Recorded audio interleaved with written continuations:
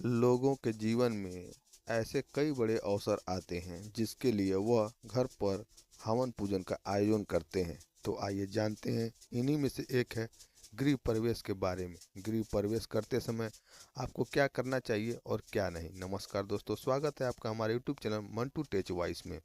ईश्वर को आभार प्रकट करने का एक ही तरीका है जिसे नया घर खरीदने पर लोग अक्सर अपने घरों पर करते हैं। नया घर खरीदना या बनवाना किसी भी व्यक्ति के जीवन की बड़ी उपलब्धियों में से एक है। जब भी कोई व्यक्ति नया घर बनवाता है या फिर खरीदता है तो उसमें रहने से पहले ईश्वर को अपने घर पर न्योता जरूर देता है, जिसके लिए गृह प्रवेश की पूजा कराई जाती है। कई बार लोग अपने पुराने घर को ही रेनोवेटर करवाते हैं और तब भी पूजा का आयोजन करते हैं। ऐसा भी होता है कि लोग किसी बने बनाए पुराने घर को खरीद कर उसमें रहने जाते हैं। उन स्थितियों में भी बहुत ज़रूरी होता है कि आप उसमें गृह प्रवेश करें। आप उसमें रहने से पहले गृह प्रवेश की पूजा जरूर करें। गृह प्रवेश की पूजा करने से आपको कुछ खास बातों का जरूर ध्यान रखना चाहिए। तो आइए जानते हैं कौन सी हैं वो बातें। सबसे पहले आप अपने पंडित जी से गृह प्रवेश की तिथि और समय जरूर निकलवाएं। शुभ मुहूर्त पर भगवान गणेश जी का पूरा विधि पूर्वक मंत्रों उच्चारण के साथ पूजन करें। इसके बाद ही नए घर में प्रवेश करें। वास्तु शास्त्र के अनुसार गृह प्रवेश के कुछ खास महीने भी शुभ होते हैं।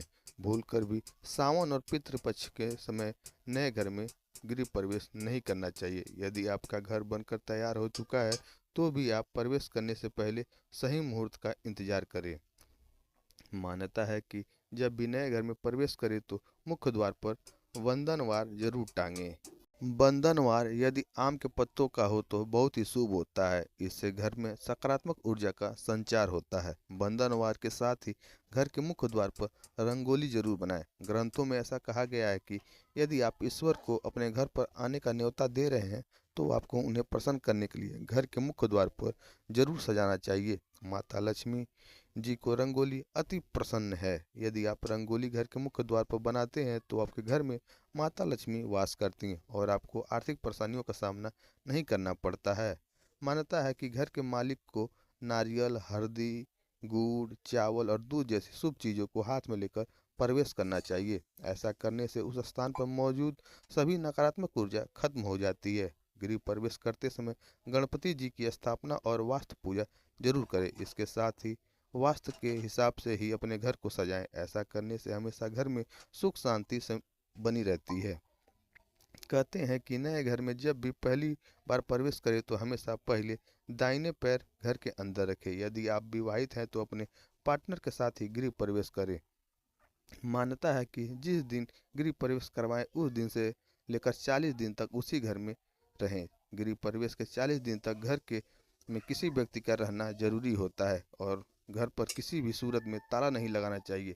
गृह प्रवेश के दिन घर की मालकिन को पूरे घर में पानी से भरा कलश जरूर घुमाना चाहिए और घर के हर कोने में फूल डालने चाहिए।